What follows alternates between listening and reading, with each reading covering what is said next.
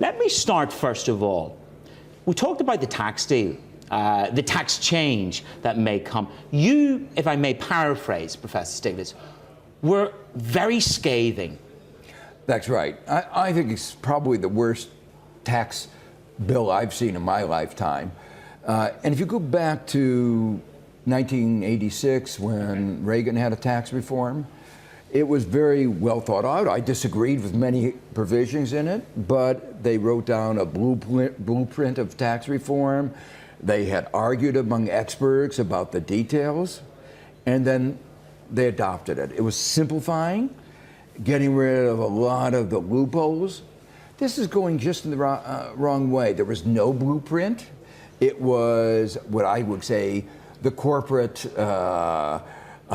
special interest feeding at the trough, and everybody trying to get as much as they could, as fast as they could, and you wind up with a tax bill that raises taxes on a majority of citizens in the second, third, and fourth quintiles to pay for a tax cut for large corporations and the billionaires at a time when the country major issue is inequality, and it creates this enormous distortions across various sectors, creates new loopholes of an enormous magnitude. The only sector that's really going to benefit are the real estate sector and the tax lawyers.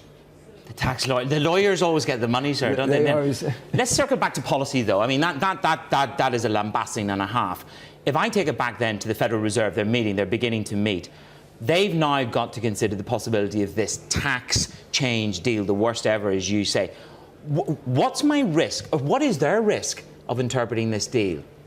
Well, I think from a macro point of view, they will be looking at the overall numbers, you know, the $1.some trillion increase in deficit, and normally within macro models, that provides substantial stimulus to the economy, and they will worry about overheated economy because, remember, in normal terms, 4.1% is called close to full employment.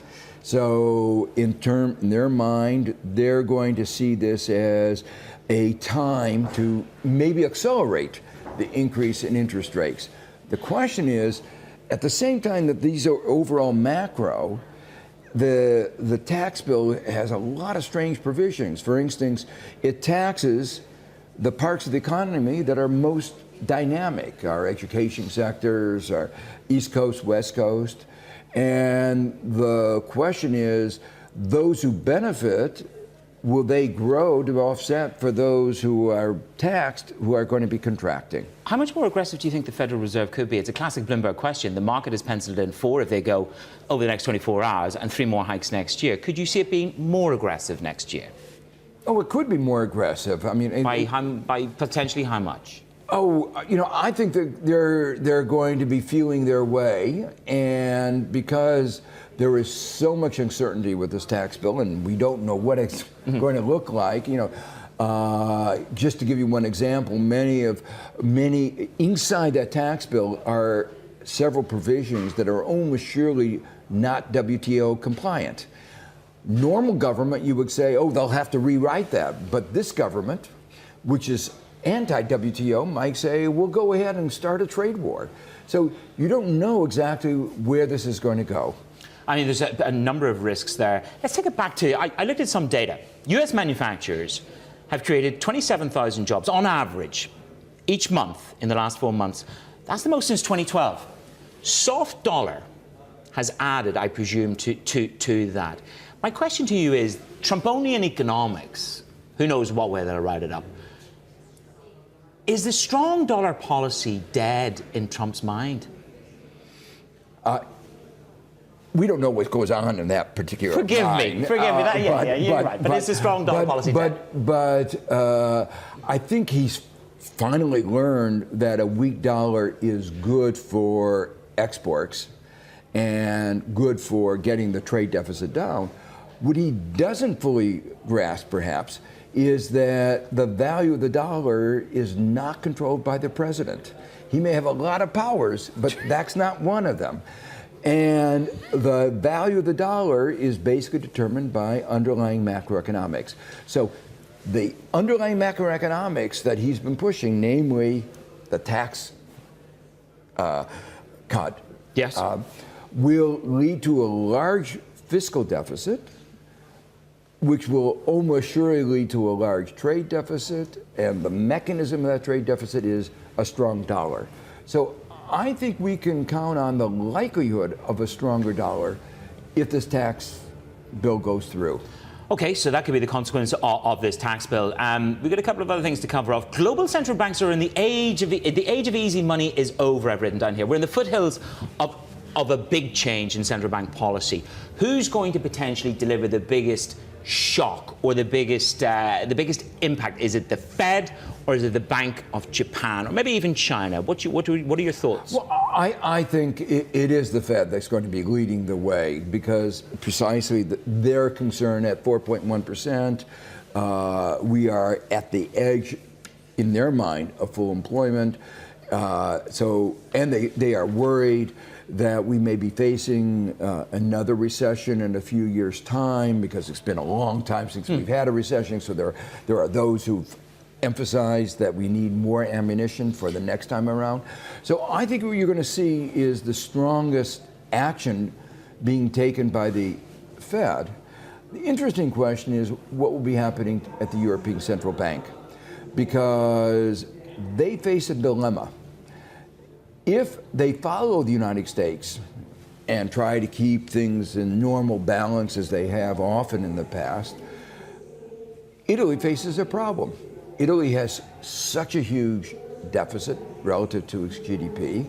If interest rates rise, it becomes very difficult for them to manage their way through that, and Europe could go back into a crisis. So that means they're going to be more constrained in their adjustment. And that could have an impact on growth. Look, I don't quite know how we go with the Bitcoin question now, because when you were with Tom and Francine, it was $9,500, sir. It went to $20,000. It's come back. I mean, parabolic is a whole new word. What would make you reconsider your position in terms of the social uselessness of Bitcoin?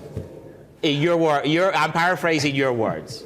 I have not seen anybody provide an argument for why Bitcoins are socially useful. I mean, what are Bitcoins about? They're a medium of exchange. Yes.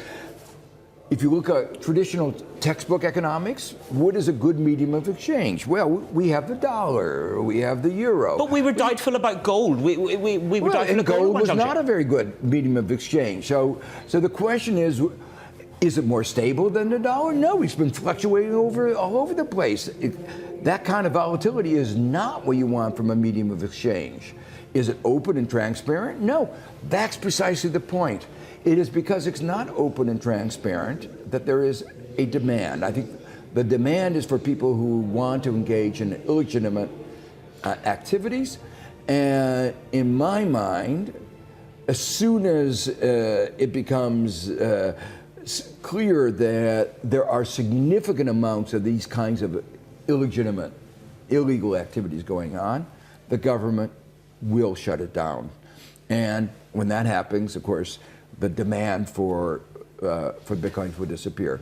The alternative approach is for the government to say, if you're going to engage in financial transactions over Bitcoins, we'll insist on the same kind of transparency that we require in financial transactions over the financial system, over our banks. Why should this be favored over financial transactions through banks? We are currently favoring it because we don't demand the same kind of transparency. Once we demand transparency, again, I think the demand for these Bitcoins will disappear. To close, very briefly, what is the biggest risk from an economic point of view in 2018? I think overall, Trump is the biggest risk. We don't know what he's going to do in any dimensions, and that includes foreign policy, North Korea. There's a level of erraticism that makes forecasting very difficult. Will U.S. withdraw from NAFTA? will the U.S. withdraw from the WTO? I don't think this is going to happen, but the very idea that he might propose that we do that will create turmoil in one or more markets around the world.